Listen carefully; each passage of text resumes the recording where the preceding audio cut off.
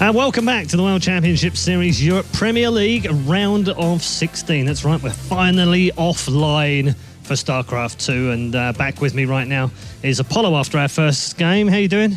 Brilliant. It was good, fun. Good start. Ruthless, in fact, by the Zerg. That is one way to put it, yeah. He looked like another Vortex from the same season, just doing the same thing again. Strange, isn't it? Because we said like, round of 32, he played that first game against Tefl, and he looked ruthless, and then he lost the next two, and you kind of went, oh, hello. It's a bit weird. Don't expect him to do that in the round of 32, but he seems pretty sure of himself here. He should be. I mean, I know he likes to say that Snute is the best in Europe right now, but it's mind games. It's very close between both of them. They are very different players, very different styles, but Vortex just has a lot of credibility over 5 different seasons and is definitely one of the best. All right, okay. Let's take a look at the group overview for you and show you the other 2 men in this group. We've already had Harston versus Vortex. You'll see the men in the sandwich right now are now going to play in our second game. It's the 23-year-old Snute against the 24-year-old, massively experienced ForGG. Both ranked fairly high, both inside 30 right now for WCS and playing for great teams as well, so it's going to be another cracking game. I guess when you looked at this group on paper, when it all came out and you were watching the drawback, you looked at this one and you went, it's not quite the group of death, but there's something about it that just suggests that almost anyone could qualify. Do you still feel the same way after our first game? Yeah, I do.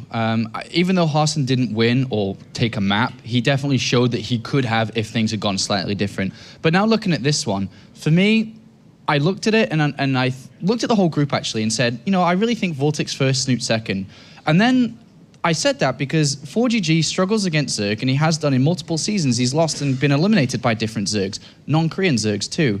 But then I said, I really think that ForGG would have skipped over thinking about Harston because I think he would rely on his natural talent and skill to beat him and really hone in on his Zerg practice. He hasn't streamed in a week. And especially in StarCraft right now, you don't really see much development in the metagame between matchups, but right now, there's a couple of Terran builds that are sneaking their way in involving Hellbats. The Koreans in Kesper are using them. We saw new ones on Homestory Cup this weekend.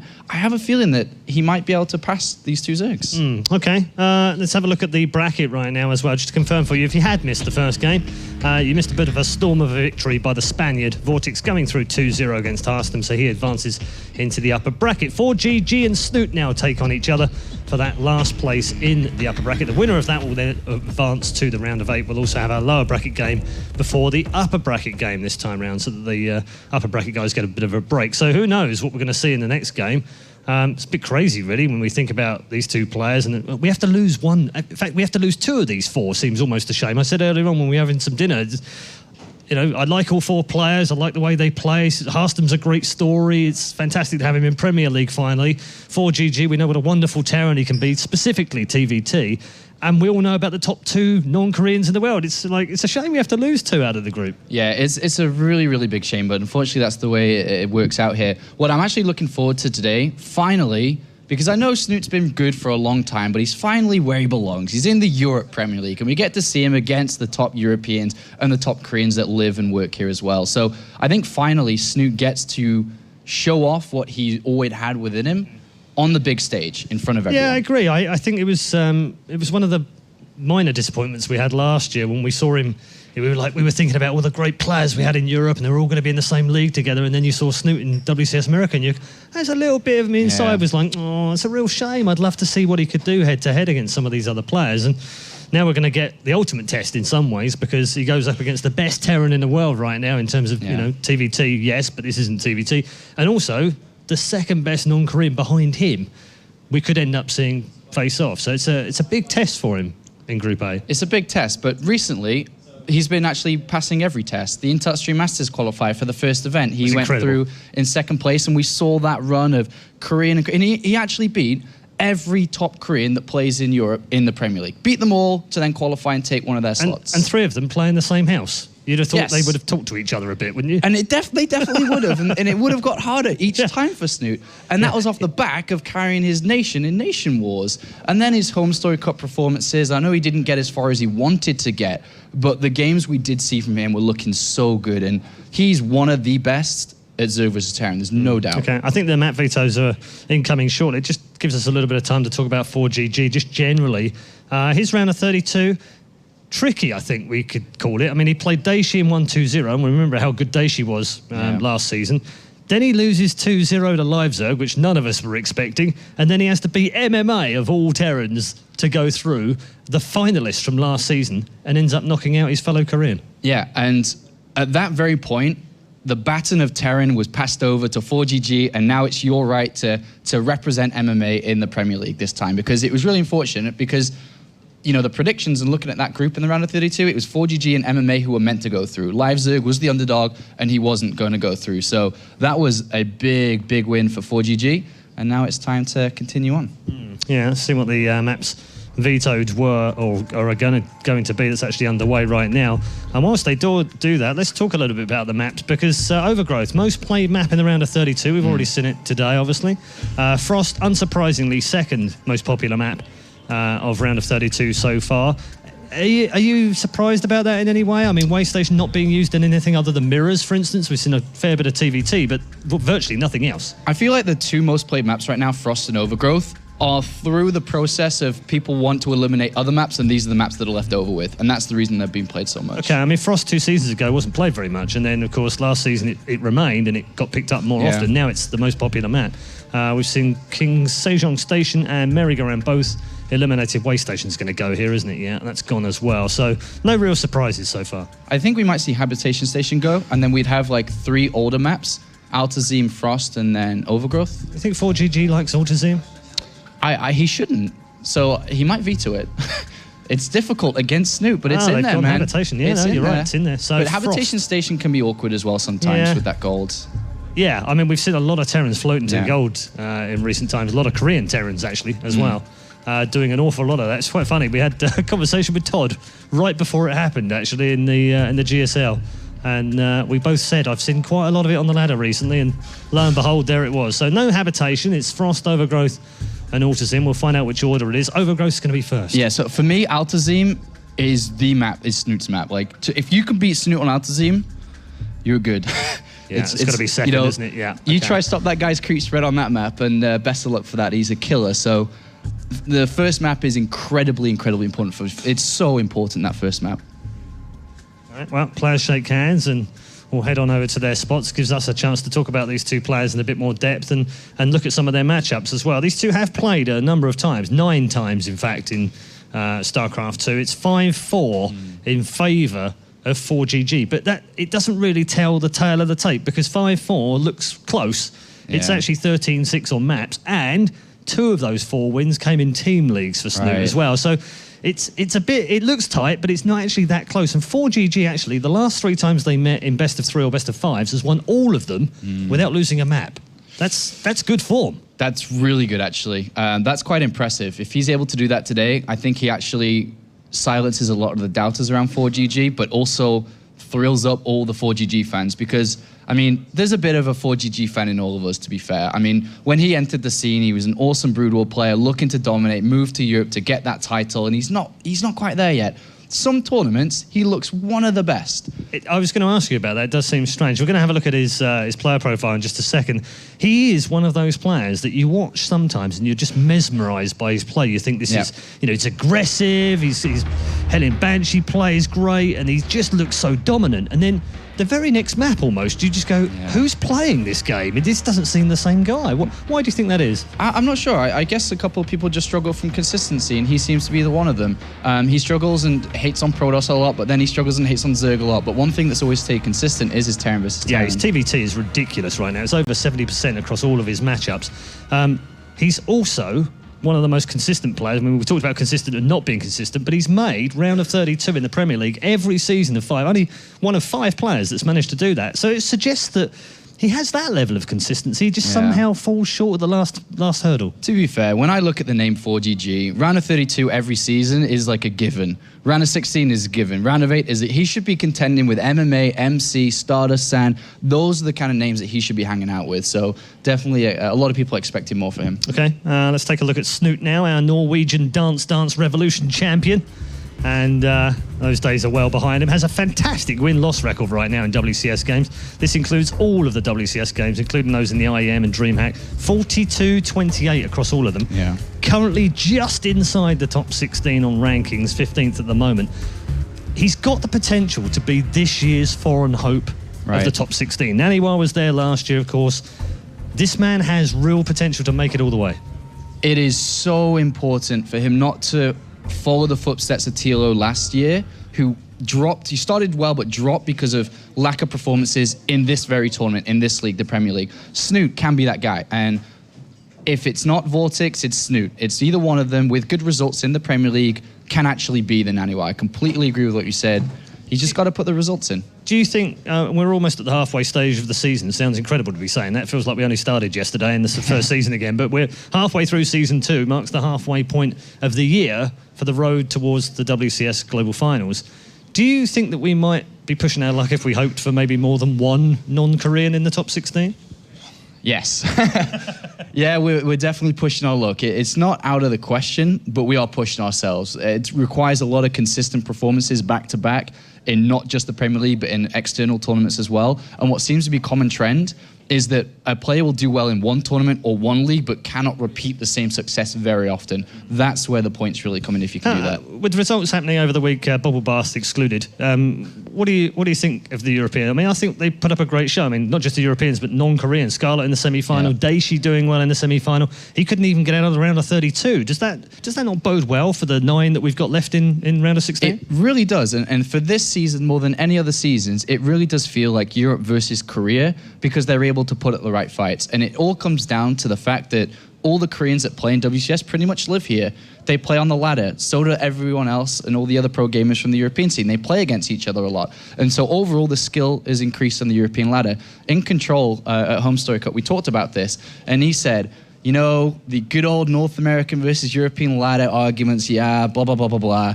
But oh boy, has it changed. Like he used to say that, yes, it was favored to Europe, but in recent times, it is skyrocketed in favor of Europe. The skill level overall has really increased, and we're seeing it by these guys. They're actually putting up good fights now. Yeah, no, all these great players coming in means I've gone down to silver again. So that's obviously what it is. It's the top pushing the bottom down. That's what it is. I'm going to stick with that random story. We've got a few statistics hopefully coming up for you between these two players, but generally speaking, statistics is not what's going to decide this matchup between these two. It's going to be about what happens on the day. What do you think those two players have learned from the first match? Anything?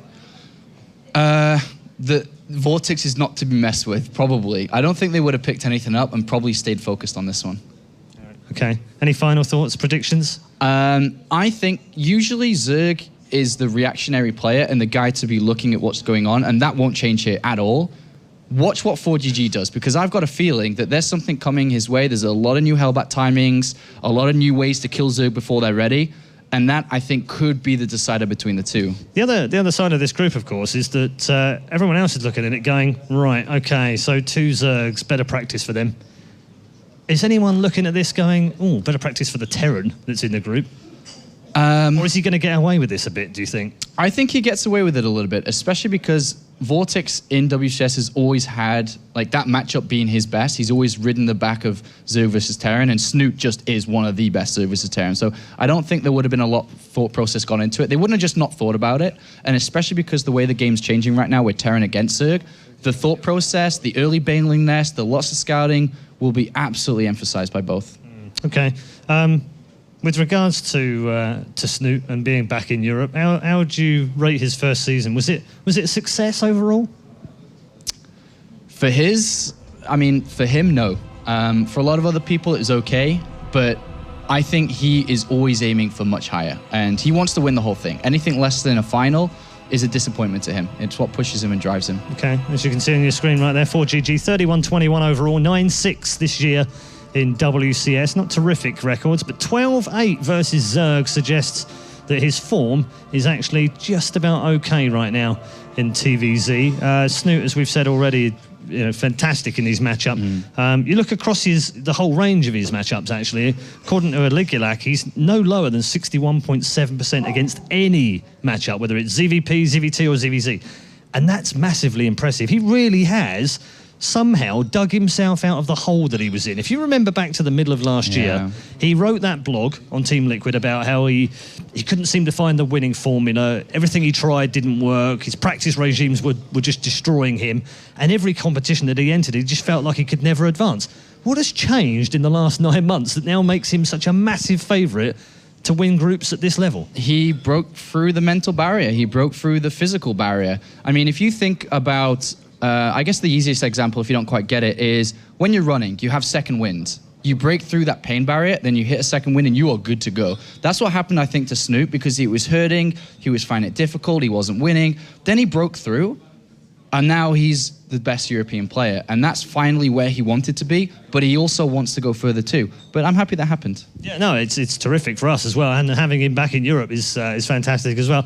You may be wondering what's going on. I think there's a small issue that's being dealt with right now, so we're just having a bit of a StarCraft natter. Howard, just turning attentions to the previous weekend. It was a fun weekend. Take always puts on a wonderful community event with the Home Story Cup. What did you get up to while you were there? The clean stuff. Let's just say I woke up Sunday morning with a headache. But it was great fun. I mean, Home Story Cup is awesome. It's an event for the players, almost run by the players, and that's what was really special about it.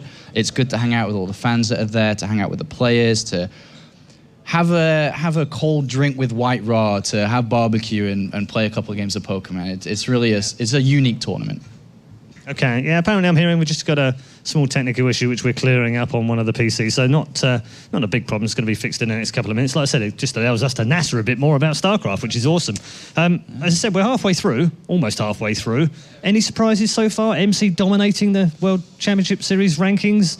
Anything in there that you're thinking, oh yeah, I expected that, or I didn't expect that, or anyone else lower down that you thought, oh, hold on a minute. I mean, Liquid Hero, for instance, well outside the top 30 right now. Yeah, Liquid Hero is definitely one to look at, to be like, oh man, I wish you're in better form, because this is hurting you a lot to go to the global finals. MMA losing in the round of 32 was a big surprise and a big loss to him. And was also for Terran players overall, because he is meant to be that guy that can carry the Terran torch here. Apart from that, I guess nothing else really stands out. And Flash stepping up at the weekend in the Shoutcraft Invitational. Shout out to Mr. Bain. Get well soon, sir, as well. Great to see him back. I mean, you know, just from a personal point of view, it's great when you see Flash play, but when you see him playing well and you see him doing well in a tournament, it's just gives you a great feeling. He's a Terran player, but I know he's got a lot of fans world. I mean, you're a fan too, even though you're not, of course, man. Terran. How can you not be a fan of God? But to see him playing in that final as well, but CJ Entus Hero yet again, coming up with another tournament victory. Just this guy is starting to build some momentum now. Those Kesper Protoss, man, Zest, Hero, you got Classic, Parting, you know, all these guys. So good. They are so blinking good at StarCraft, and they seem undefeatable some of the time. So, but to see Flash put up a fight, considering that he's not doing very well, Terran's not doing very well, so it's good to see those two combined to get some results down. I didn't manage to watch all the games because of Home Story, but I do want to watch them back to see how that happens. Yeah, all the VODs. Apparently, if you haven't seen it already, Game 1 of CJ Entus Hero versus Flash is one that you just don't want to miss. It's one for the ages, so go and check out the VOD if you've got time, after WCS Europe has finished, of course. Thank you very much, Sean. Going to take a quick break here at the table and head over to our commentators, find out what they've been doing over the weekend and exactly what they're enjoying in their StarCraft world right now. All right, from one fantastic Zerg to another, we now focus on Snute going up against ForGG on their road through WCS Europe. But for now, we just have to wait a little bit longer because those technical issues do persist. But being our residential Terran here, what do you think about ForGG when it comes to this matchup? Well, first and foremost, I'm actually surprised that ForGG has a winning record against Snute. Like, he's 5-4 against him. I don't know how long back that... It's the whole of StarCraft 2. Whole of StarCraft 2. Okay, that makes a bit more sense because ForGG for a while, when he first came to Europe, he was an absolute machine and a monster and nobody could touch him. But Snute, just in the last 6 months to a year, he has turned into the best foreigner, like no doubt about it. Yep. I mean, he says that Vortex is the best, so it's kind of cool that they're both in the same group. But just within regards to like how good is Snute, Snute's phenomenal. And ZVT, I think it's a matchup that he's very famous for, just for how good he is at like Mutalist control, Zergling, Baneling. His creep spread is absolutely out of this world. And ForGG, he's really got his work cut out for him. Like, we've seen a bit of mech play from him, which, like, 3-base timings and stuff, but those kind of things don't work against players that play like Snute with the Swarm Host and stuff. So ForGG is going to have a bit of trouble, I think, with Snute. Yeah, I mean, especially with the map pool that we have actually going into this series. Yeah. We see Overgrowth and Frost in there once again from our previous series, but now with Altazim's Stronghold in the mix and in the middle of those maps. What do you think about that map when it comes to these two players? Ultisim Stronghold. Well, we had a recent showcase of Snute against Jack G and IM, which you casted, which went on for a good length of time. But at no point in that game did Jack G look like he stood a chance, I don't think. Like, he was doing drops everywhere, which did a little bit here and there. But Snute's creep spread and his map control and his general, like, his sense of CVT is phenomenal. And ForGG, I got to cast him firsthand, actually, in Fragbite. And he played against a guy called Solar, Casper Zerg's. Very, very good. But he actually played him, and Solo was playing from Korea, but he said, okay, it's fine playing on Europe, and he was absolutely smashing ForGG. And ForGG is the kind of guy that he goes through these periods of time where he's not very confident in certain races. We saw him against Protoss, even made the account like Nerf Protoss, and recently I know he's been having a bit of trouble against Zerg.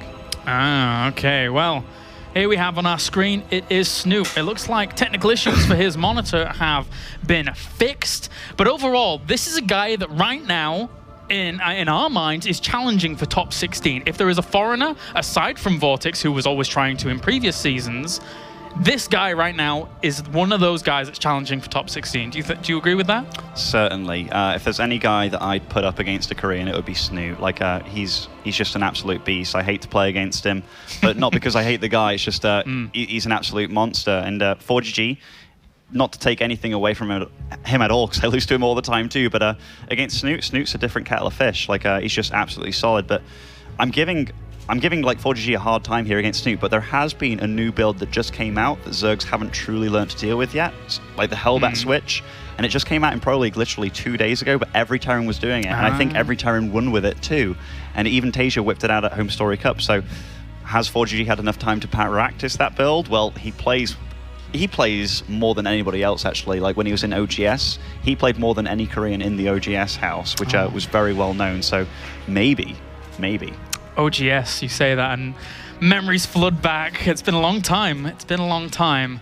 But now we're going to be getting into this very, very soon. ForGG here, I have to agree with what Sean said before. He's the guy that in Europe came along and we were expecting him to win all these titles. He came so long ago to Europe, but hasn't really gathered that position he really wants to. Even in WCS Europe nowadays, he's not getting to the heights we expect from a guy like ForGG. Yeah, you are right. Like, I remember many seasons ago when he played in Stefano in the top 4, where all his medevacs brought to his own Widowmines and stuff. Like, I just feel ForGG's been a rather unlucky guy. Like, ever since then.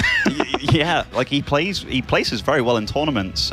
Whenever I see him place well, like he came 3rd in Asus, but like Tasia won it. He placed top 4 in WCS that time, but somebody else, I think MVP, won it that season. So he always seems to, he's not an underdog by any means. He's a really, really solid player, but just kind of gets inched out at the end of the race. So, yeah, but overall, an absolute monster still. And more recently for ForGG, we actually saw him go to another Asus ROG tournament where he once again placed very high at the start of 2014, the one that San won in the end against Deer. Yes. I think it was against Deer. Yeah. But ForGG played very well there, and everyone was like, is this the resurgence of ForGG, as he sprung back onto the scene in that really powerful position?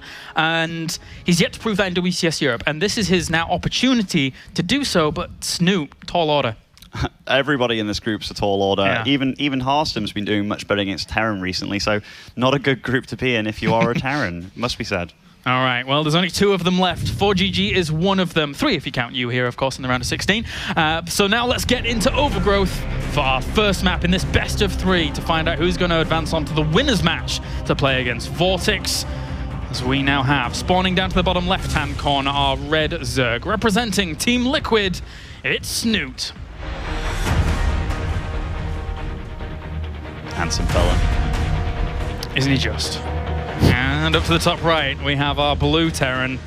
Representing Millennium, it's ForGG.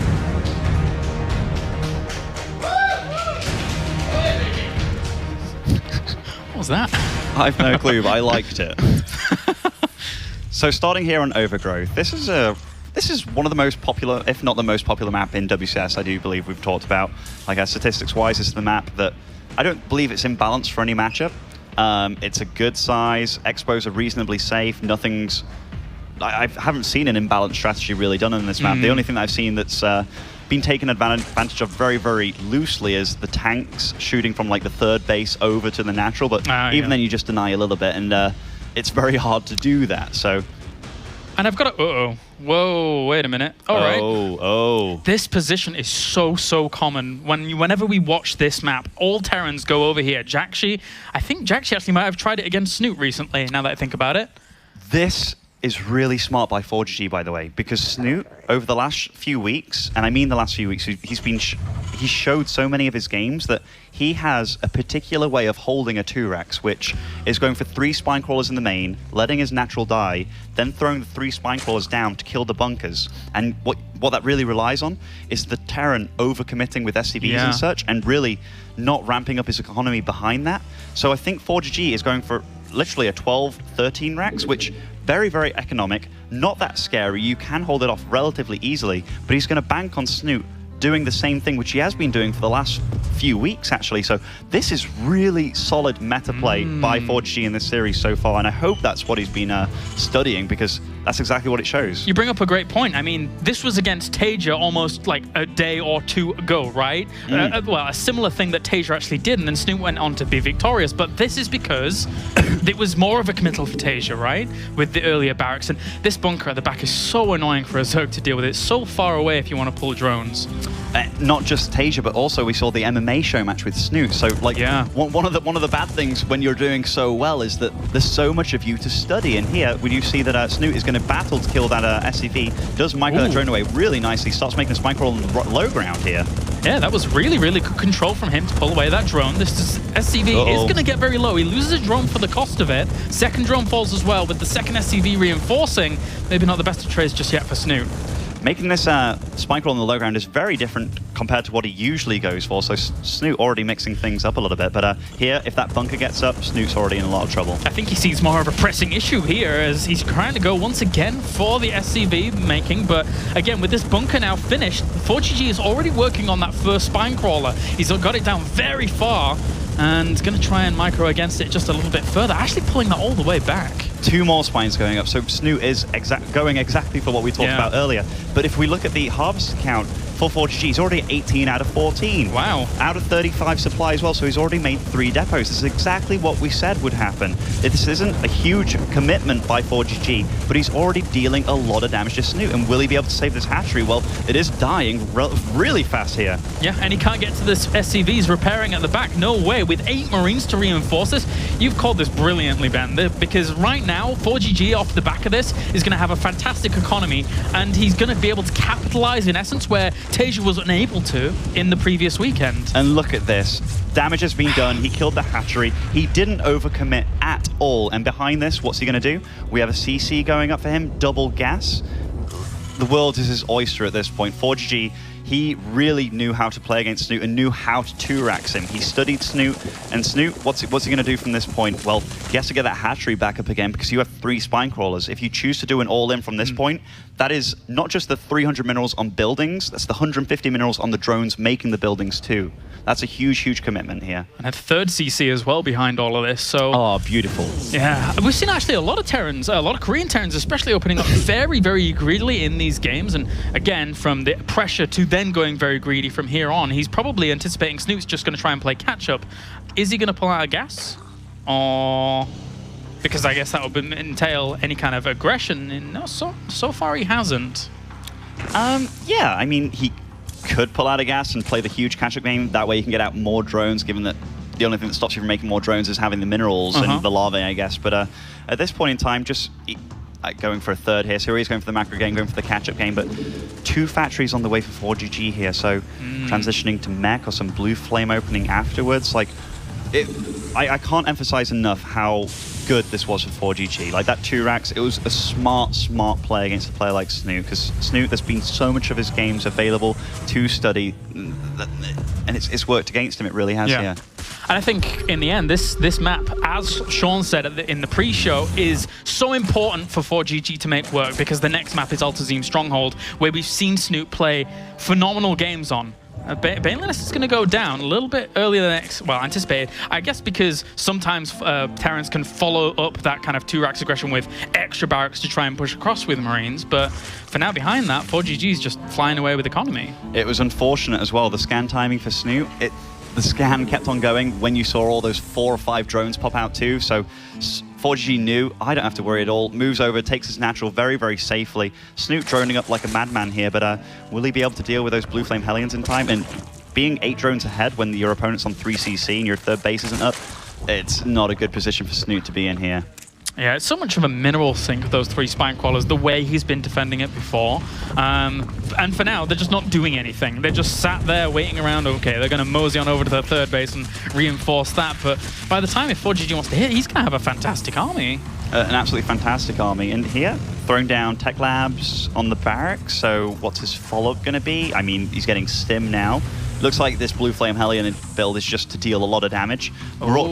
Is there going to be an armory pretty soon, and this is going to be a sick all-in afterwards? It's so strong, right? The Hellbat Marauder style that we've been seeing as of late, it's insanely good. It's insanely good, but given everything that's happened in this game, look at this creep spread from Snute. Like, this was a 2-Rex. He doesn't give up, man. He doesn't give up, and look, he's constantly spreading creep, constantly doing something. Moved his Spine Crawlers about, killed these rocks as well, so constantly active. And yes, an armory going down here for ForGG, so we know exactly what his game plan is. This is going to be a hefty all-in by him after. That's very... I mean, how does a player like Snute from this position deal with this kind of push?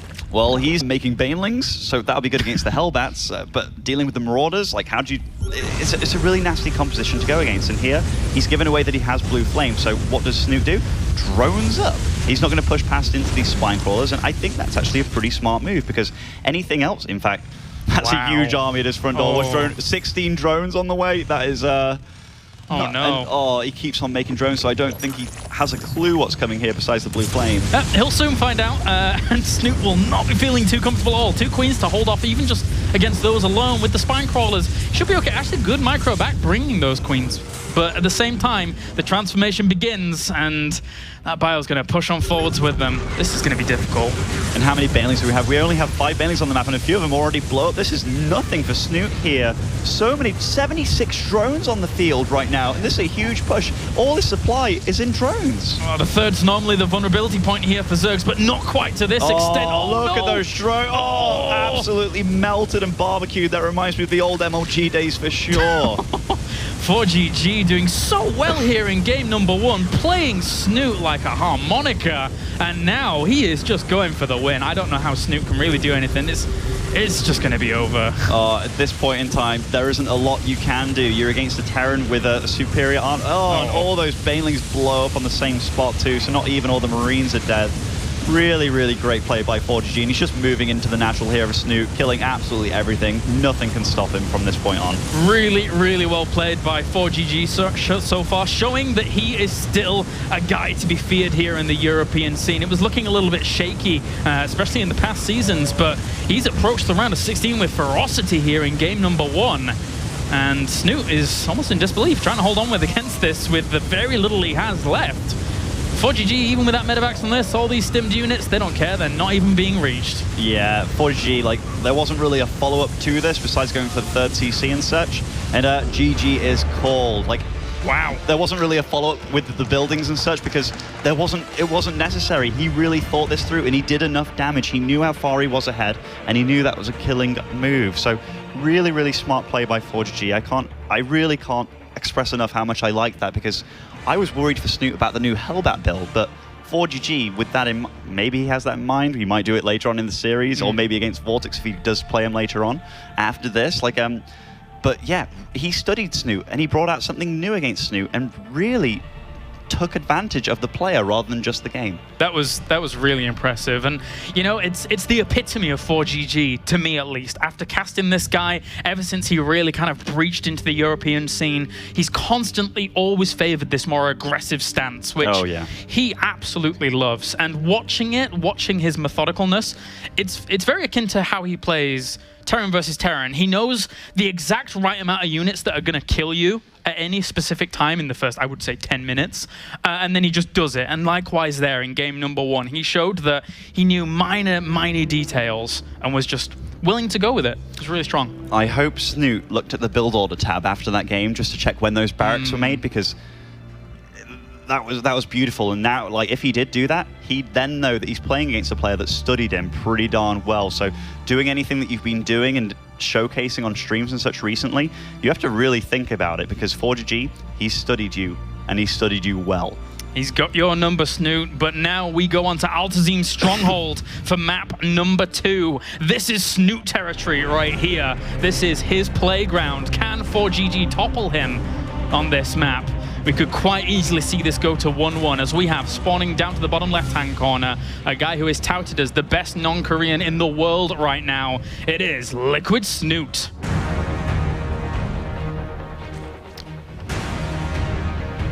And up to the top right-hand corner, we have our blue Terran. Currently 1-0 in this series, representing Millennium. It's ForGG. One thing that really owned Snute that game was the fact that he made roughly like 18, 19 drones as that attack hit into. Like if those were Lings, I mean, what could he have really done with those? But the Banelings, maybe Roaches, but he really had no clue what was coming. Yeah, anything he would have made at that point would have, even then, still been very difficult to hold on. A very, very difficult time there for Snute. But again, this is his territory. This is Altazim's Stronghold. I'm very, very interested to see how ForGG will play this out. I mean, you as a Terran yourself, what do you think of Altazim's Stronghold when you're going up against Zerg, especially in cross positions? When he scouts those cross positions, he's not going to be happy, especially against Snute. But, you know, I watched ForGG a few times recently, and I saw him do some funny things. Like, even when he's on a huge map like Altazim, he goes for, like, 3-base mech pushes and stuff, which they just don't really work even on smaller maps. I mean, you can get away with them, especially if you have Banshees, and they go for Swarm Host, then you go for a scan kind of thing before, and pick off a few Swarm Hosts and stuff, but it's really tight. Like, you have 1 minute gap where you can actually do anything. Here we have a CC first opening for ForGG. That's relatively standard on this map, given that you're Reaper. You can't really do much, and you have to scout. Well, if you scout the wrong way with the Reaper, you get to the base so late anyhow. But what do I think about this map? It's a nightmare, man. It's an absolute nightmare. Oh, okay. I guess he's just sending out for the scout here. I was going to say that was a bit weird, but yeah, the CC first into Proxy 2-Rex. I was like, wait a minute. But yeah, so just walling off, getting his gas up as well. So this could quite easily evolve onto going for some kind of hellbat play once again. But again, when he scouts cross positions, it's so difficult to walk across the entirety of the map with all of this, especially against a guy like Snute, who does creep spread very aggressively. But one thing I'm noticing is that Snute decided to go for the base in the pocket as opposed to the one on the middle of the map. We do see some Zergs sometimes actually taking the one in the middle of the map and then trying to spread their creep very aggressively. It's something that TLO used to do. Maybe it was against Protoss, though, more than anything. Mainly against Protoss on this map, given that if they do go Reaper and you go for the outside base, you've got that cliff right behind the mineral line, so you keep hopping up and down. Gets really, really annoying. But yeah, I've definitely seen it against Protoss, and it's purely for the fact that creep spread. Like, it's already started with the hatchery and you get it going, and you really get it going. But against Terran, it's not something you can really get away with. Well, he could have this game, it would have been very good for it, but it's a gamble, right? It's a huge gamble, and when you're already 1-0 down, don't make the risk. No. Especially when it's something like, hey, I can expo in the back of my base and be pretty okay, or I can expo in front and have a bit better creep spread when my creep spread's already pretty sick. It's okay, it's compromise, we'll do. Yeah, but here, very standard builds by both of them. SV does go down, but he saw the gas, knows that he can't just put a third down right at the third or anything like that, but yeah, pretty, like, very, very standard openings for these guys thus far. All right, well, second gas gets added on for ForGG whilst that factory is started, and for now, Snute is going to end up scouting out cross positions with these Lings eventually himself, so, but he already does know, considering the overlord positioning as well. So that's a nice start for Snute. He's going to feel quite comfortable with this. This SV, by the way, that's wandering across the map right now in the top left, I don't know what he's going for, whether this is just a sneaky expo, but he is going to run into that overlord, which is very, very unfortunate. Does get spotted, so I think it was just a cheeky expo attempt by him, but Snute all over it with that overlord. Yeah, and now he's like, I was just scouting, guys. Sorry. 600 minerals. So yeah, he definitely was going for a cheeky expo. So you know, it was nice. It was a nice idea. Oh, a proxy factory here. Fast. All right. Okay then. Okay, so double Hellion production already available. Oh, look at this. Jeez. Snute, you are the all-seeing Norwegian here. Well, ForGG's plans have been stifled, and he's going to put out another factory. Oh no, he actually goes for the command center. He initially queued up a factory and then decided against it to go for command center. So Snute's got to be feeling good with this, but he's also got to be feeling, this guy's pulling out some weird stuff against me. Like, can I play as comfortably as I want to? Like, he can, but you know, you always have to like second guess what you're doing now, because this isn't a normal game anymore. This is ForGG playing very, very weird. Yeah, can never be too sure, unfortunately, here for Snute, who's going to try and get that creep spread going now as quickly as possible with this queen already positioned out there to start things. Whoop! Maybe it should have been a bit nearer the ramp, though. Let's try and block out these Hellions, who are going to do a little bit of tickling damage to these drones, but not get too much done. Barely anything at all, actually. Gets a really good scout off here. Gets to see there's not much gas. Doesn't see a roach warren or a baneling nest. Gets to see constantly drones being made. That's the big thing. Like, after doing this, even though he didn't really get much damage done, he knows he's not going to take much damage. Yep. A little bit of a pause going on for Snute here. Well, at least he got a worker or two. That was actually quite good. I didn't expect him to get really any during all of that. That's a lot of queens blobbing around, you know? That's a good 5 or 6 queens. While transfusing drones would be doable, it's not really worthwhile, and I guess he's spending all his energy on lava injects and creep tumor spreading at this point. But you know, upon cancelling that second factory that was just randomly in one of the weirdest locations I've seen, I think, like, I'm kind of wondering what ForGG planned on doing. I can only assume that he wanted a tech lab and going for blue flame again. Yeah. Like, it's such an open third that you can get into it very easily and deal damage. But it looks like Snute is ready. But it certainly looked like he wanted to go for that third command center before in a little bit of a hidden location, right? And that Overlord kind of stumbled that. He's been stifled a little bit by Snute. Like really, Snute's. And you said Altazim is a map that he's very comfortable on. You saw him against Jack G. Yeah, and I mean, ForGG has got to know that the harbinger of massive creep spread is on the way, because he saw how many queens there were already out. So he's got to be careful now. I wonder how ForGG is going to play this, because how, as a Terran, do you deal with a player who... Snute will spread all the creep out in every direction, and even if you clean up in the middle, you can't clean up on every single direction on this map. So how do you deal with it? Well, there's something that's scaring me a little bit. I haven't seen any Evo chambers go down for Snute. That's true. Like, I mean, those are going to be really late upgrades. So he's been focusing so hard on the droning and such. I think he's just forgot about the Evo chambers. Oh, there they are. They are there, but they're late. They start as the lair finishes. I know that I've spoken to Zerg players in the past where they're like, yeah, I kind of like my lair to finish, and then just a few seconds in, bam, get my 2-2 started. But here we have ForGG halfway done on both those upgrades. So ForGG is going to have some significant timings here where the Zerglings and Banelings just have nothing but the drone count 74 against 48, and that drone count keeps growing. Like, Snute's a monster when it comes to making drones. He really is. Yeah, he's basically got his setup almost complete, almost ready to fully commit to just controlling the map from there on out. The Overseer's going to come in, have a look around, see the progression of his opponent's infrastructure at least. But aside from that, back at home, it's just going to be Creep City from here on out. Supply blocked for quite a while too. 5 Overlords all at once here for Snute. So, you know, a few things not going as well, but he's already got the economy rolling. The 75 drones, 4th base on the way. Doesn't really matter as long as he keeps the injects up. These supply blocks don't really mean much, to be honest. The nothingness begins, as Sean and I dubbed it in Intel Extreme Masters. The nothingness. I remember watching you guys. I was like, it's the nothing, fellas. It's just the nothing. Is it the nothing? The nothing. Like, that sounds way scarier than nothingness. Are we really that bad? Oh, I'm so sorry. I tweeted at Sean. I was like, Sean, it's the nothing bad. Yeah. And we just said it again before. Oh. It's all good. It's all good. Hello, Sean. It's got the same effect. All right. But you got everything else right, like the horse in the swamp and stuff. It was a very sad movie. Horse in the swamp, yeah. And there's that giant turtle as well. Oh, the sneezing turtle. Yeah. Freaking weird movie, but lovely. That was scary, that turtle. Yeah, it was. It sounded weird too, like an old lady. Yeah. But here, a drop coming in. This is actually a good angle. I mean, and 1-1 just finished as well. Are there actually any Banelings on the field? There's 15 morphing in. That's a lot of Zerglings. A few Banelings actually rolled. Wow. Okay, should be able to push this away. Picks up in the nick of time, though. And he actually has a 1-1 upgrade lead here, so he can deal quite a bit of damage. No, or is that just one muter on the map? Are there any already done? Muters are very early for Snute, too. Like, his economy definitely got rolling here. Yeah, another drop on this right-hand side. But again, unless he can do damage with this, is exactly what... Oh, the muters, the muters! Ooh, don't go too far. Overlord's going to sacrifice themselves for the greater good, I suppose. As now Lings and Banelings... Oh, great snipes on those Banelings. And the muters have to retreat and a drop in the back of the base. ForGG is playing insanely well here. Yes, he is. He needs to pick up, though, and... Bam! Well, you know, cast a curse, Ben. We all have to suffer from it from time to time. And does get away just with a few of those, but... you're right. I mean, the snipes were good out on those banelings initially, and this is exactly what Jaxi was trying to do against Snute in this map, which was trying to do these drops left and right a little bit later than ForGG was doing, but ForGG's bringing it to Snute so far.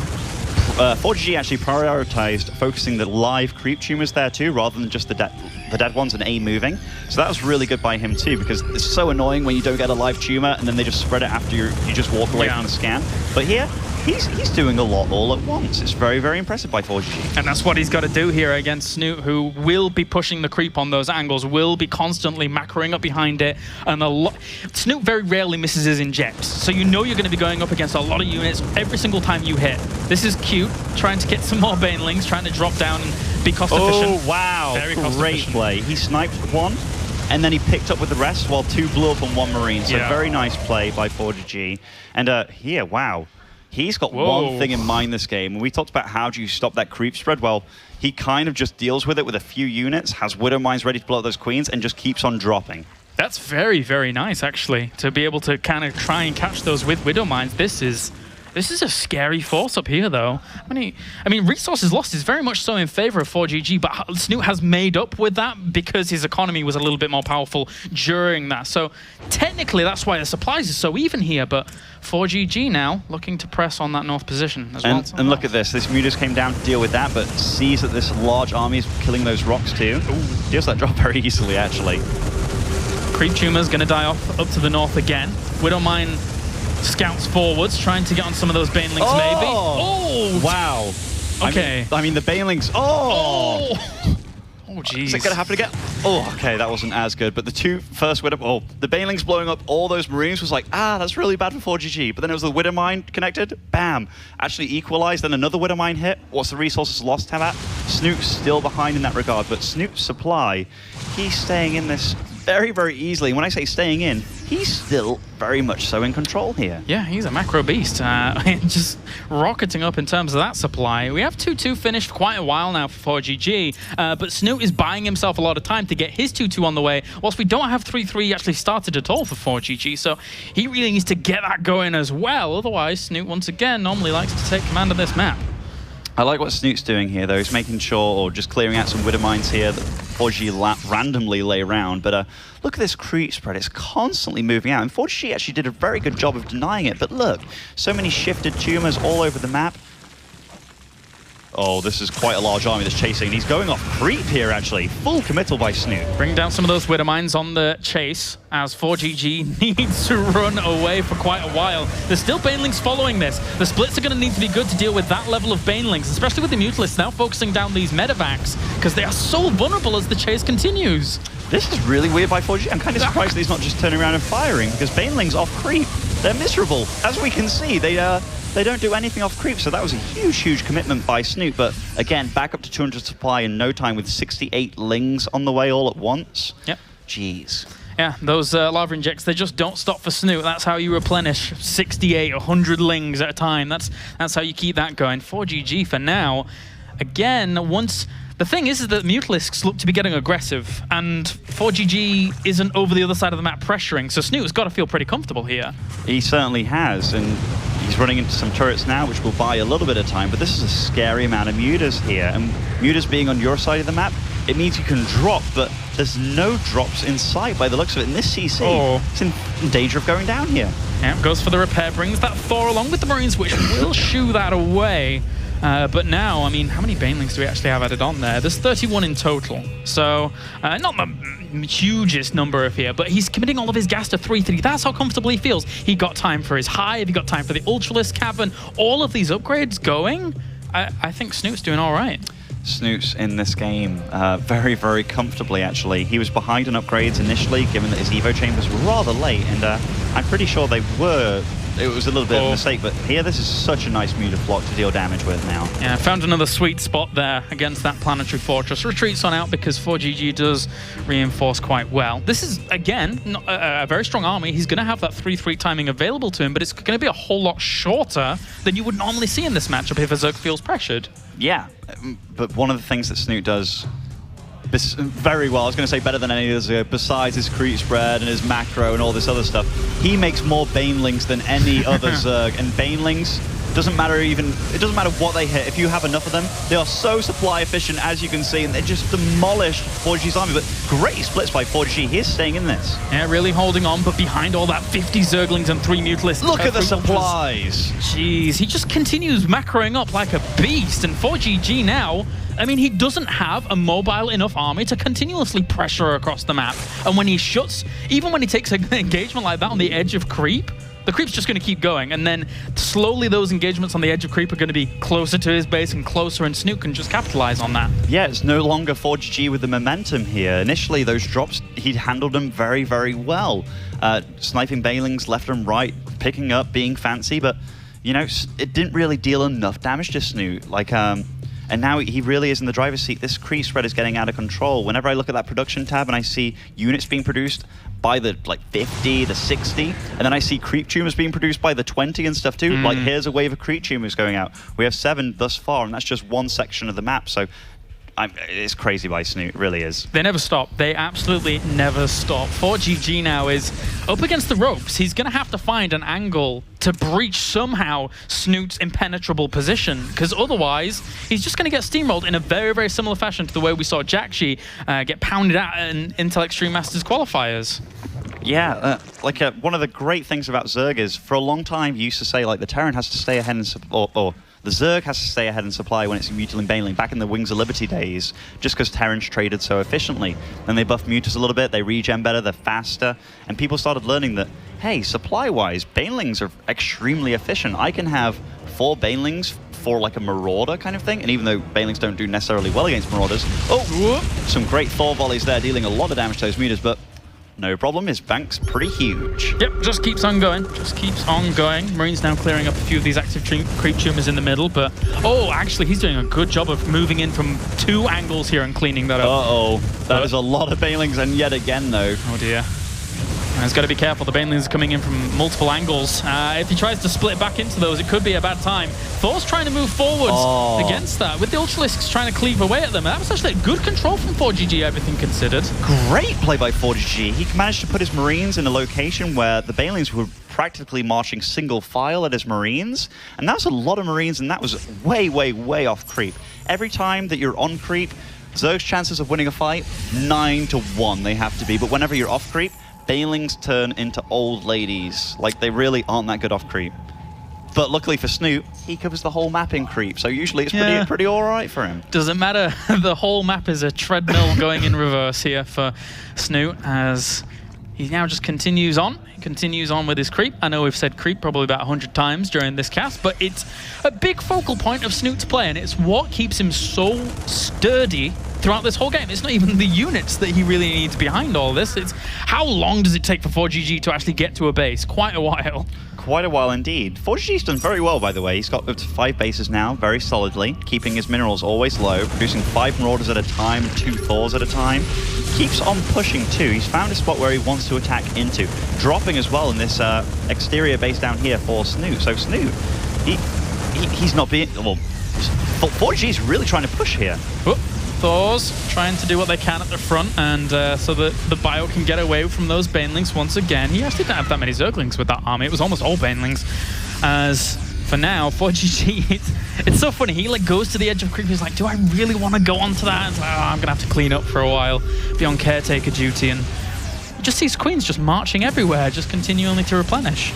They really are, and again, the Baneling count for Snute is so high, and fighting against this army, you can't be on creep. There is no way you can be on creep. He's kind of on creep. Whoa, gotta be very, very careful. He splits once again. The Baneling's trying to find the soft innards of this Bio force. But even with that, all the Thors get isolated by the Ultralisks and the Zerglings as that happens. So you die if you do, you die if you don't. This is unfortunate for ForGG. Just he can't keep up with the constant replenishment of Snute at this point. Well, like these Banelings, they aren't trading super efficiently here, but it doesn't really matter because Snute constantly has the bank to back it up. Like, if we look at the resources lost tab, Snute's actually behind in that regard, despite winning all these fights pretty easily and maintaining a 200 supply consistently, getting up to, he's getting a lair again?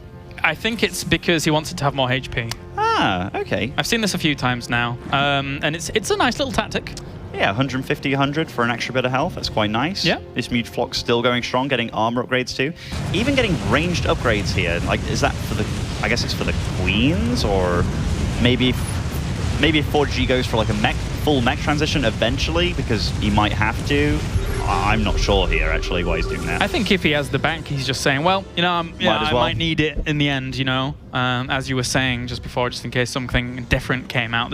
But now it's just, I mean, Thor Marauder being replenished into this army, and I don't know. I can't figure out in my mind an angle that ForGG can take to deal with this. If you were in this position, Ben, how do you try and deal with this? How?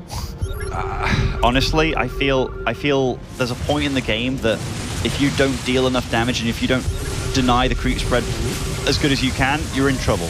And I feel that's what ForGG is going through here. Yeah, that's a lot of trouble. That's a lot of Banelings crashing into that. And once they've gone with the Zerglings trying to flood forwards, once again, ForGG's not doing terribly. And he did get a few volleys onto those Mutalisks and continues to replenish and continues to reinforce with that bio. So we'll push this back. But Snute is always maxed. Always maxed. Always maxed. Like, he's losing a lot in these fights, but when you can produce, I mean, countless units at once, which is what he keeps doing, and the size of the map really allows him to do that, because say if these fights were happening outside his base, it wouldn't matter. He could start killing, like, hatcheries and stuff and really, really go at him, but when it's this huge and these fights are happening so far away, that, like, they're all happening on ForGG's side of the map here. Doesn't really matter if Snute loses his whole army. I want to see a Terran beat Snute on this map past the 20-minute mark and then somehow blow our minds with how he's supposed to do it. Because right now, Snute is just constantly constricting. He's trying to repair these missile turrets, but they fall. +3 weapons on those Mutalisks shred it up despite the reinforce. And, well, these bio should be able to kind of push this away with the Thors, but still, Snute is just in control. He is in control, and well, he's not literally in control. No, he's not as big. No, not. Comparing Snute to in control, actually, just on stature is pretty funny. Yeah, I think they sat next to each other. Oh, look at this! Ultralisk around with the Banelings. That's actually pretty sweet. Two Ultralisks picked off. Hey. Oh, Burrows out of the way. But leaving Banelings to deal with Marauders one-on-one, like, it's not going to work out very well for those Banelings. That was a weird little fight right there. That was one of the weirder fights I've actually seen in WCS so far. But there you go. Ultralisk gets away with his life. Whoop, these ones might not. Go up against this bio. Oh dear. Banelings roll forwards once again, trying to get on top of that bio, but really good splits again by ForGG, but the replenishment, the reinforcement just doesn't stop for Snute, as there's more Zerglings on the way, more Banelings. One thing that's going against Snute is that his gas is actually running a little bit dry right now. Needs to get that going. With how many Banelings he keeps producing, like each Baneling is 25 gas, 50 minerals. They're not cheap at all. And I mean, they are half supply, but 168 Banelings lost this game, that's a ton of gas. And what's interesting is that whilst this fight actually goes on and he pushes forwards, a lot of these Banelings aren't getting the detonations that they want to, but the Mutalisks will clean up in the very end. So that gas does work for itself. He never took the gases down to the south. So he has been a little bit behind in terms of gas income, but with that fight pinned up against the wall, it did not matter. Even his 5th base is missing a gas actually on the minimap there. So yeah, gas income, he's kind of not prioritized it. I mean, at this point, he realizes he does need it. So nice little switch up there for him. 166 supply for Snute. I was about to call him Suppy then. So many S's, but 2.6k minerals, pretty small gas count, but this creep spread, even if you kill his creep, he keeps reapplying it. Like, he knows where to focus his attention. And here, no turrets. It's starting to look really bad for ForGG here. If you, like, it's so good by Snute as well, because if he goes in and trades away turrets over and over and over, eventually you kind of run out of minerals to make more turrets. Yes, you do. Yes, you do. And ForGG, he is running pretty dry at this point. Did his 3rd base die, or did he just lift up the CC and float it there? I think he just lifted the CC up and floated it. Yes, he did. So took a while. Whenever you start doing those kind of moves, you know you're in a bit of a pickle there, because Terran always wants to have a lot of money in here. This is still a really good army for Snute. It really is. Yeah, and we always said that Altazim Stronghold would be Snute's opportunity to get at least a win in this series, and right now he's showing us it. I have to reiterate, if I saw a Terran being able to beat Snute after the 20-minute mark on this map, I would be very, very impressed. He absolutely dominates these positions, despite ForGG taking great engagements. GG, Snute still overwhelms, and he shows the true meaning of the Swarm. He really did, and we can't forget how that game started off though. Like ForGG running SCVs over to the top left of the map, wanted to go down for a hidden base. It was quite obvious given that his minerals at that stage of the game were up to like 600. Then he went for a factory which instantly got scouted again by a little random Ling that went running around. So, you know, it started off good for Snute, it ended good for Snute. ForGG pulled out some pretty good plays, like great drops, great Baneling snipes, but Snute's so solid. He really is. I mean, on Altitude Stronghold there, with ForGG trying to go for those little sneakier tactics up in the top left-hand corner, if he was planning on doing those all along, but getting found out so quickly, how much does that really affect you in that game? Does it completely shut down any kind of mindset you've got? It's like, well, now I have to try a normal game on this. How does that feel as a pro player? I mean, it feels terrible, but, you know, it didn't seem to affect him that much. He kept up pretty well, actually. The drop started off strong, just transitioned into a very normal build with, like, 5 barracks, starport, Widow Mine production, and upgrades. So, you know, he didn't play badly at all. And given the map pool here, you're always going to have one bad map in a TVZ matchup. So the fact that Altazim didn't go that well, that's okay. That was really the worst map in this series between them. And now we're starting on Frost. All right, well, let's get into it. Game number 3 now. These two players 1-1 to find out who moves on to the winners game. It's been a good series so far. We got cross spawns here on Frost, as we have spawning up to the top left-hand corner our red Zerg representing Team Lit. It is Snute.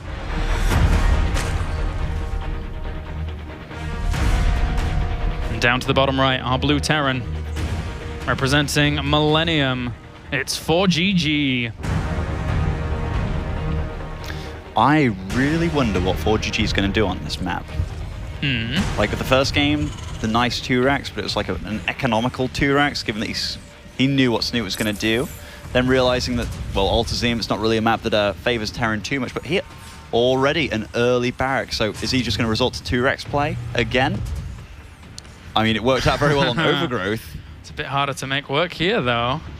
Well, if there's any strategy that does and has worked against Snute pretty consistently in the past, it is 2-racks. Like, I don't want to say that he's weak against it, but and yeah, it does look like it is going to be a 2-racks, and the economical 2-racks too. And yeah, again. So, wow. All right. Well, the Marines can take a little bit longer to get over there, but for now, we'll see how Snute reacts, because there has to be a change-up, I feel. Like, but what can Snute do in a change-up to deal with something like this? Well, I mean, given that Snute's approach to 2-racks has been as it is, going for like 3 spine crawlers and then moving over, letting your hatch die, getting back into the game that way, really hopes for the Terran to overcommit, damage themselves economically by pulling, let's say, 4 SCVs, but also producing insufficient number of SCVs, and that's why you can get away with it. But when you have a Terran like ForGG that's kind of figured out that Snute reacts so weirdly against 2-racks, and so he has to rely on the Terran overcommitting. It's really smart by ForGG. A normal reaction would be to pull all your drones and kind of own the 2-racks there and then get Lings out, get 1 spine, but will Snute realize that that's what he has to do from this point on? I'm not sure. Well, at least he's trailing this initial SCV, so he can keep tabs on it. Oh, decides to pull back there for a second, though, and is going to be out of range of that and out of vision. So where's this first bunker going to go? Right on top of the ramp. Again, it's far enough away to make it very difficult for the drones to ever get there, but now he sees an extra SCV and he's like, wait a minute, here we go again. Yes, indeed. Pulling a good number of drones here, not overcommitting to killing this bunker. But it's so far away that any kind of pull is really good for a Terran. So 2 spine crawlers instantly going down, not making any Lings at this point in time. 1 on the high ground, 1 on the low ground. Ooh. Ooh, all right. Ooh. Are things going to change for him? 2 spine crawlers on the high ground doesn't... Oh. Oh. You don't like it? No? No, 3 spine crawlers on the high ground. This is not a huge commitment. How many SCVs are actually here for ForGG? Like he's making his 3rd depot back at home, so he's playing economically. Yeah, ForGG, he's red Snute, and this is one of those situations where I'm looking at this and it's very hard to predict which 2-racks is hitting you, but ForGG's done his homework, man. Yeah, he really has. He's doing this so well. This hatchery is going to die. There's very little he can do to deal with that. The 2 queens down here aren't really going to hold on against that at all. Those 2 bunkers at the front, they are worth their weight in gold as the hatchery falls, and ForGG is doing all right. He certainly is doing all right, and here kind of evacuates that single bunker, evacuates both bunkers, so you know, his work here is done. That's again a 300 mineral hatch plus the 50 minerals for the drone dead, and then it's all these spine crawlers, 450 minerals worth that are going to accomplish nothing. Again, like, I have to applaud ForGG, but I really felt that Snute should have checked the build order and checked what happened the first game and said, like, this is a player that can do this against me. And given that the 3 spine crawler thing, it really relies on an overcommittal by the Terran, Snute just didn't figure that out in time, it seems. ForGG is going straight back into game plan number 1, which is triple command center, and just going to play greedy from here on out. And now, okay, so let's go back to game number 1, and let's talk about how ForGG followed that up, because what's to stop him here once again doing exactly the same and just plowing through Snute? Absolutely nothing. Like the first game, we saw a couple of drones die trying to kill the bunkers, which didn't happen this game, so Snute did handle things definitely better.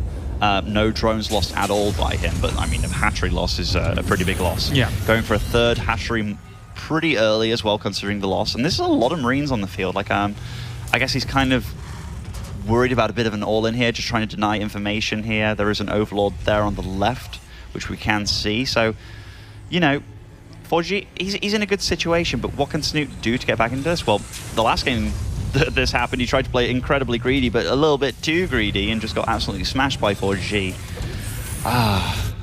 Good. It's just really smart by ForGG, it really is. Just a really good play.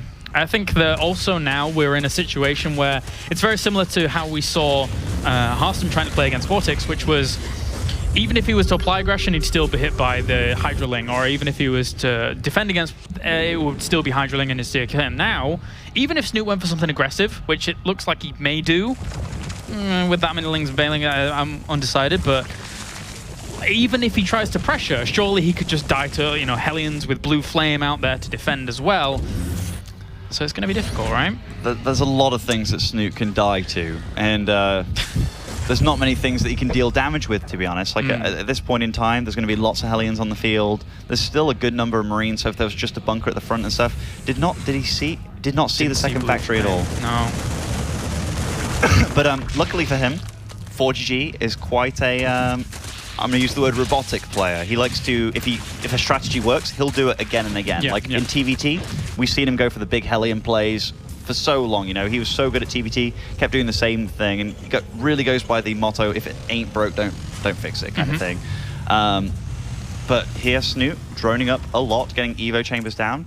I'm really curious as to what his follow-up is going to be, because he lost to this one time, and I mean, he did way over drone, but yeah, like, would Roaches have helped? I mean, Marauder's good against Roaches. The Banelings would have certainly helped against the Hellbats, but yeah, it's gonna be tough for Snute here. Well, at least he's controlling that watchtower down to the south. I think he may have just got the hint of those extra reinforcing Hellions going along, but even if he does, I mean, he's gonna have to prepare a pretty fierce defense to deal with this, which right now is only a few Banelings and a few Zerglings.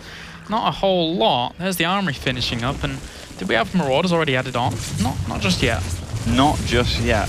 An armory coming up. In fact, does he have the 2 racks? He does have the 2 racks still. But look at his minerals. His minerals are very high here. And he is dealing with these Banelings and Lings at the front door, trying to deal economic damage before the push here. Nice volley of blue flames right there. And no Queen in the main. There's nothing to stop this. Yep. There was a little bit sparse of a creep spread as well between them, so it took a little extra time to get up there to defend this. Those Lings pop out in just the right moment to clean up, and 9 workers have died. And it wasn't the Hellion or Hellbat Marauder follow-up. It's straight to the 3rd, and he's looking to play this out a little bit longer. He certainly is. The engineering bays, or I saw 1 engineering bay there in the main base, but no super upgrades coming in for ForGG, so it's just 1 engineering bay. Odd play this game. And I mean, his minerals went so high, and he's trying to make up for that now. 4 racks on the way, making tanks. A 3rd factory as well, so wow. It's going to be 3 factory and bio here. Kind of a very hybrid build, I would guess. Mech upgrades, but no bio upgrades. Very odd play. This is cool. This is cool. It kind of reminds me of what Fantasy was doing in Pro League a little bit before, which was like very kind of hybrid. It's odd, but there's no reason to not get upgrades on those bio units. Yeah. And I mean, there was 7 depots coming down there for ForGG all at once, because given that he was supply blocked and such. So, I think he's a little... it feels like he's a little surprised that the 2 racks went as well as it did again. And, yeah. But really good creep spread denial here. Yeah, I think one of the things, though, that we now reach into is that Snute technically had a bit more breathing room than he did in game number 1. This move is happening in the middle. There's a few Banelings out there with some Lings. Maybe they can push this away. That's a lot of Hellions still with this. So he's not out of the woods just yet, but he's in a better position than game 1 at least. He is, and the upgrades are really, really late for ForGG. No second engineering base, so it's just attack. Ooh, a mean position with that tank. That is a nasty position. Like, how do you really deal with that? Well, he has to kind of overwhelm here, and that's a lot of Blue Flame Hellions. At this point, what must Snute be thinking? I guess he must be thinking he's kind of against mech or something, but there's a lot of Marines with Stim. I think he knows what he's up against, but this is still going to be hard to deal with. Hellions try to go in a little bit further than they really need to. Gets a few Lings and Banelings off that. ForGG's trading really well here. He's kiting into those tanks. The army's gathering. Uh-oh. Good surround. Great surround. Eliminates those blue flame threat a little better there. One queen, unfortunately, will die off. But again, those 2 siege tanks still being annoying. ForGG is exploiting this position over and over. Centrifugal hooks will finish soon for those Banelings. So he's got to be careful about speed Banes on that creep. But it's been cleaned up for the most part. The thing is, like, ForGG, he's making the most happen now, which is great. But if this game goes on for a few minutes longer, he's going to be 1-0 upgrades against 2-2, which is not good at all. And that was a pretty nice cleanup by Snute, but constantly under tank fire. The supply for ForGG keeps on climbing, and initially I thought these tanks... Oh, look at this. This is ballsy tank play here. Very bold move to bring that across. Now he needs to be able to keep this position. The drone's even pulled away because he realizes how much of a threat this is. It's a huge threat, and his drone count, actually, he's gone lower than ForGG and SCV count, so... You know, he's taken so much damage from this push. This was a really nice push by ForGG. I feel that he did get a little bit kind of like caught up in things, but he's definitely recovered very well and just played aggressive. Yeah, certainly. This is a great play once again by ForGG. Snute right now is on the ropes. If he can't mine from his 3rd base, yes, there's another base up to the north, but that's not what he wants to be doing. He wants a 4-base economy to rival what we're seeing from ForGG right now, which is this just 3-base straight parade across the map with Marines and tanks, and he's set himself up a location so well. He really has. Like, how do you engage this? Picking up, saving those Marines. Not enough Banelings. So many Marines here. This is old school TVZ here, like if you exclude the Blue Flame startup and stuff. But the tanks and stuff, denying this 3rd from mining. So much damage being done. Lots of mutants, by the way, for Snute here. Like, his supply is very low for having such a high muta count. He's so well protected there with the siege tanks. The Marines just holding that fort very, very nicely. Only Lings and Banelings to accompany this. But from then on, I mean, ForGG, you said it yourself, though, his upgrades were quite lackluster. Gotta be careful. He certainly does, but it looks like Snute's going in for, I was going to say one last attempt there, but the Banelings were a bit late to the party, but even if they were at the party, I think the tanks would have had a good time greeting them. So with the only +1 weapons on the both bio and mech, is this relatively all in for ForGG, or has he done enough damage now to be able to properly play out anyway? He's done enough damage now at this point. Like, initially, if he didn't get those tanks in range of that mineral line and such, Snute could have been sitting pretty, but or when I say prettier than he is right now. But ForGG, the damage has been done. When you're 40-50 supply ahead of your opponent, and you've got a 3rd base, is there a 4th base in sight? Not really, but his army's insanely scary, and the creep spread hasn't been scary this game by Snute, but not because Snute played badly or anything. It's just ForGG didn't give Snute the time of day. And all in all, I mean, those... It's a little bit of a connection there with some of the Banelings, but again, those Mutalisks going on the aggressive is army supply that isn't there for the defense. Although, that being said, ForGG is pulling away with the majority of his army, and those tanks are left very vulnerable. Snute could continue to try and play this out a bit further. He certainly could, and these mutas have actually dealt a lot of damage, way more damage than they should have. From 180 supply to 130, we now have a decent Snute, and these tanks are getting cleaned up too. Wow. Snute's coming back, and at this point, he's got the upgrade advantage too, and from being at 40 supply deficit, he's on 3 bases, and yet again, only 20 supply behind with way better upgrades at this point. good decision making by Snute to really go for that attack with the Mutalist, because if they'd have been sat at home, they're not the most amazing units in this direct fight. Everyone knows that about these Mutalists. But that was Thor getting caught out there too. So little mistakes here by ForGG. And the resources lost isn't even that catastrophic for Snute. I mean, of course, you know, the economy of game has been a bit more even compared to, say, Game 2, for example. But Snute now, he has to be careful. He doesn't want to chase too far. 2-2 or +2 weapons for the bio and the mech are going to be finishing up in a bit here. There's 5 Thors on the field. With 5 Thors, that Muta count is going to explode. Like, it's just going to pop. There's a lot of Thors seemingly coming out of nowhere, so those tanks, they're not really necessary anymore. And now 50 supply lead, and yet again for ForGG. Snute trying to make the best meal out of this game so far, but this army for ForGG is terrifying as it continuously pushes onto the creep, continuously forces its precedence on that third base, and makes it very, very difficult for Snute really to do anything here. He's going to have to cancel. There's no way he can hold on to that. Yeah, you can't hold that. The +2 upgrades kicking in for both mech and bio pretty soon. This could be the last hurrah. He's going to have to clean up somehow, some way. Tries to push in. Actually gets a lot of that bio at the front, but there's just so much left over at the back. No more Banelings left on the field at all for Snute, and that is the only way he has any chance of clearing up all these Marines, because Mutas, they can't get close, and even if they could, they don't want to. And ForGG knows how much his opponent committed to that push through there to try and stop him. He knows that he can just waltz straight onto creep and force himself on this natural. Here come the Mutalists to try and deal with this. Banelings moving forward again. And actually don't do too bad against those initial Marines, but they're not getting to the rest of them. Snoop's doing pretty well with these Marines on the high ground, kind of trying to snipe those Banelings on the low ground, but yet damage is constantly being done, and Snoop's harvest count is at 47 here. These Mutas, they're chasing that medevac, but huge volleys coming from this Thor too. More Thors join the fray, more Marines join the fray. Snoop down to 80 supply here. This is not looking good at all for our Norwegian. Well won, GG. And it was well won indeed. ForGG was not just playing StarCraft there, he was really playing Snute. Yeah, he was. Again, a lot of people could look at that and it's like, oh, it's just a 2-Rex. But the way you're describing it, the way you're saying and talking about the intricacies of it, that's StarCraft, right? As you said, like that is true, well-played games there by ForGG, who advances onto the winners match.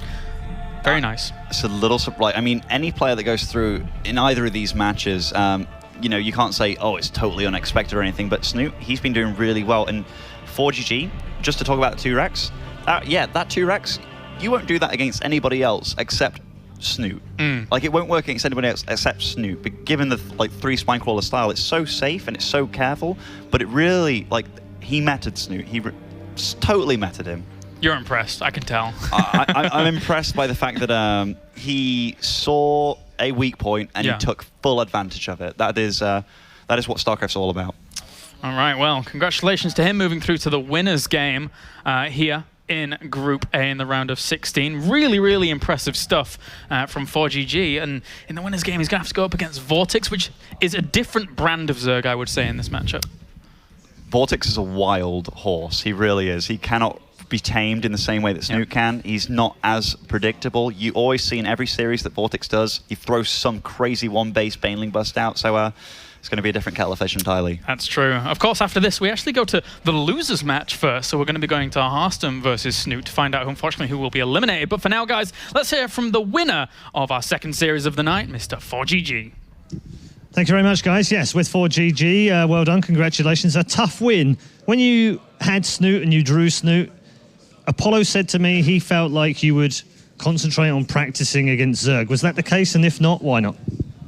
좋은 게임을 보여줬는데 스누트 상대로 최근에 뭐 스트리밍도 안 하고 그런 좀 전략을 숨기면서 좀 이런 TBG 연습을 많이 했었는지 한번 묻고 싶어요.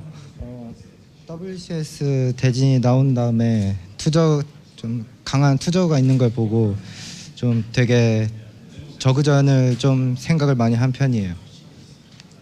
Yeah, actually, when I saw the bracket and I knew I had to face 2 very strong Zergs and WCS, I really focused on practicing TVZ. Yeah, we haven't seen you streaming very much either. Is that maybe that's why? 스트리밍 안 했던 부분도 그것 때문이었나요?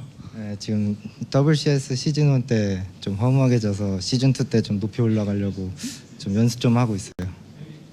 Yeah, because I lost in the WCS season 1 so hard. I really want to advance forward to the higher grounds, and so I really focus on training. Yeah, I was going to ask you about that. You've been in Premier League every season for all 5 seasons, but you've had some up and down results. Your best result last year in season 1 in the semi-finals. Why has it been so hard for you to advance through to the later rounds? 지난 시즌이나 좀 그 전 시즌들에서 좀 높은 스테이지까지 올라가는데 좀 힘든 부분이 있었는데 그 힘든 부분이 있었다면 왜 그렇게 힘들었는지 좀 설명할 수 있나요? 뭐 딱히 그냥 스타크래프트가 좀 한번 말리면 끝도 없이 말리게 되는 그런 게 있어서 그냥 뭐 딱히 이유는 모르겠고 운이 없었던 것 같아요. I can't really say a specific reason, but I think in StarCraft 2 it's really hard to play consistently because if you do like little mistakes, you can just lose the game. So I think I was a little bit unlucky. Okay, you're going to be playing Vortex next. He's now your teammate, so it's a team kill coming up. Did you look at the groups before this week and wonder, and did you know anything about what was going on to sign him? 이제 보틱 선수랑 하게 되는데 팀메이트가 됐잖아요. 그 전에도 이제 그걸 알고 준비를 하고 있었나요? 아니면 어떤 생각이세요? 뭐 저도 한 이틀 전에 알아가지고 사실 팀메이트긴 한데 뭐 아직까지는 뭐 별다른 느낌이 없어요. Well, actually, I got to know it 2 days ago, so I still don't feel like I'm playing a teammate, so I just give my best and beat him. Yeah. Excellent. That's what we like to hear. Well done. ForGG not going to make it a team kill because, as far as he's concerned, he's not on the same team just yet. So ForGG will play Vortex not in our next game, but in the winners' game for a place in the quarter-finals, somewhere this man hasn't been since season 1 of 2013. Let's catch up with Apollo now and find out how the Devil Terran managed to make his way through to our winners' bracket game.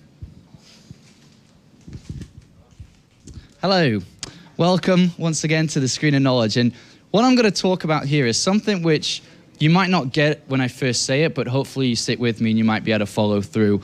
What I want to talk about is the topic of a 2 barracks. Throughout all of StarCraft, when a 2 barracks kills the hatchery, it's automatically programmed in our brain to think, this is really good for Terran, Zerg's on 1 base. That's throughout all of our history in StarCraft. You think about all the Idra games that he left as soon as he lost the hatchery. Let's just erase that from our memory for a second and take a different approach and just think about it from a very open perspective. So we have the 2 barracks about to take place. It's now been spotted by Snute. Snute has, for me personally, the best reaction to a 2 barracks that I've seen in a long time, which actually put Zerg in not a bad position, funny enough. So if we play it from here on out, what we're going to watch is the 2 barracks take place, and the most important part is just watch Snute and how he deals with it. He usually typically brings 3 to 4 drones off, which is fine to do, obviously, because he wouldn't have done it otherwise. And all he wants to do at this point is keep the bunker from not just being built instantly. That's the first goal, to slow it down. Picking off the SCV, that's a win. Anything else, losing a drone, that's kind of bad, but, you know, losing 2, worse, but he's still able to make this work. And what hopefully I'll be able to show you is that Zerg actually takes a lead, and then I'll be able to tell you why. The spine crawl in the natural isn't the most common response that he's been doing recently, as the Muslim mentioned in the cast. The spine crawl is meant to be in the main, and the reason is because it could get picked off, and if that gets picked off, a third of your defense is actually gone to put you in a better position. So it's actually very important this doesn't die, which it doesn't. So if we just fast forward it a little bit, think now, the hatchery's about to die. It's going to die shortly. If you notice the drone count, it's at 16 and it's rising.